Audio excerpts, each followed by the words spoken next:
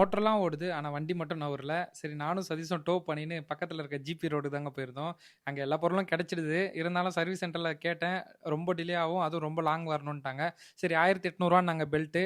சரி இங்கேயே மாத்திக்கலான்ட்டு இங்கேயே மாத்திட்டு வண்டிய குடுத்துட்டு வந்துட்டேன். ஈவினிங் கால் பண்றேன்னாங்க.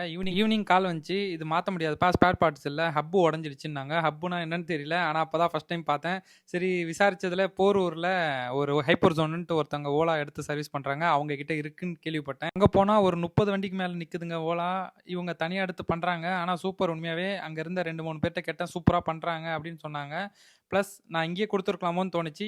இதுக்கப்புறம் எந்த பிரச்சனையா வந்தாலும் இங்க தான் குடுப்பேன். நான் கையில வச்சிருந்தது தாங்க உடைஞ்சு போச்சு. இத தான் வாங்க வந்தேன். இது ரூ. 1500 குடுத்தாரு. சரி இத எடுத்துட்டு ஜிபி ரோடுக்கு போய் குடுத்துட்டேன். மறுநாள் வாங்கிக்க சொன்னாங்க காலையில. பட் லேட் ஆயிடுச்சு. ஏதோ பட்டறைக்கெல்லாம் போயிட்டு வந்து ஃபிக்ஸ் ஆகலன்னு சொன்னாரு. அதுக்கப்புறம் ஈவினிங் குடுத்துட்டாரு. வாங்கிட்டேன். பில் அமௌண்ட் பார்த்தீங்கன்னா, 5600 பிளஸ் ஒரு ரூ. 1500 மொத்தம் ரூ. 7000 கிட்ட செலவாயிடுச்சு. இருந்தாலும் இன்னும் ஒரு 25,000 கிலோமீட்டர் நம்ம வண்டி ஓடும். அதனால நம்பிக்கையில நான் மாத்திட்டேன். நீங்க யாராவது ஓலா வண்டி வச்சிருந்தீங்கன்னா, சர்வீஸ் எங்க பண்ணணும்னு தெரியலன்னா, நீங்க இங்க ட்ரை பண்ணி பாருங்க. எனக்கு நல்லதுன்னு தோணுச்சு. அதனால உங்களுக்கு சஜெஸ்ட் பண்றேன்.